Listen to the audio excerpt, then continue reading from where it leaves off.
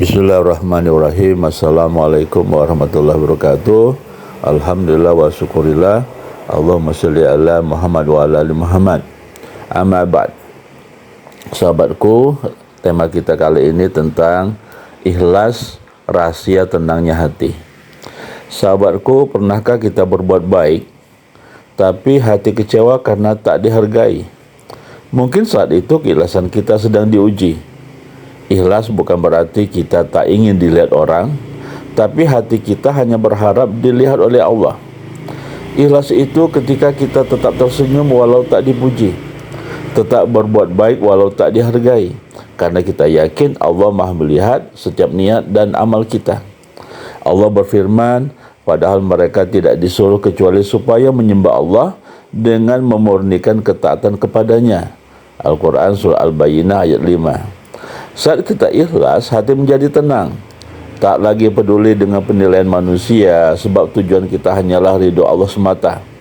Ingatlah, amal sekecil apapun jika ikhlas akan bernilai besar di sisi Allah. Tapi amal sebesar apapun jika tanpa ikhlas tak akan diterima. Jadi, mari belajar ikhlas, berbuat tanpa pamrih, memberi tanpa mengharap kembali, dan mencintai Allah lebih dari segalanya. Ikhlas adalah kunci ketenangan hati, beramal karena Allah bukan karena dunia. Kisah keikhlasan seorang petani dan masjid di desanya. Di sebuah desa kecil di Jawa Tengah, hiduplah seorang petani sederhana bernama Pak Samin. Ia dikenal jujur, rajin, dan selalu tersenyum meski kehidupannya pas-pasan. Setiap pagi, ia berangkat ke sawah dengan pakaian lusuh dan topi jerami yang sudah usang. Hasil panennya pun tidak seberapa. Kadang hanya cukup untuk makan keluarganya sehari-hari. Suatu hari, pengurus masjid di desanya mengumumkan bahwa masjid akan diperluas karena jamaah semakin banyak.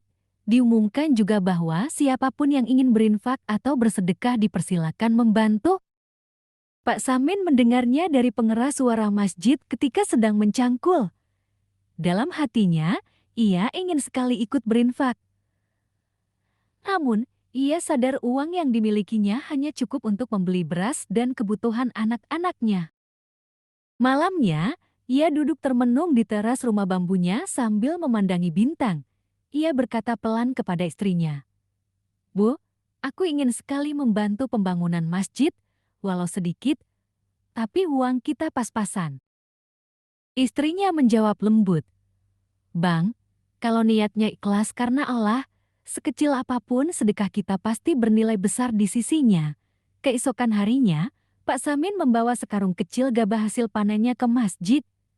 Ia menyerahkannya diam-diam kepada panitia sambil berkata, "Tolong jangan sebut nama saya. Ini sedikit hasil panen saya untuk rumah Allah."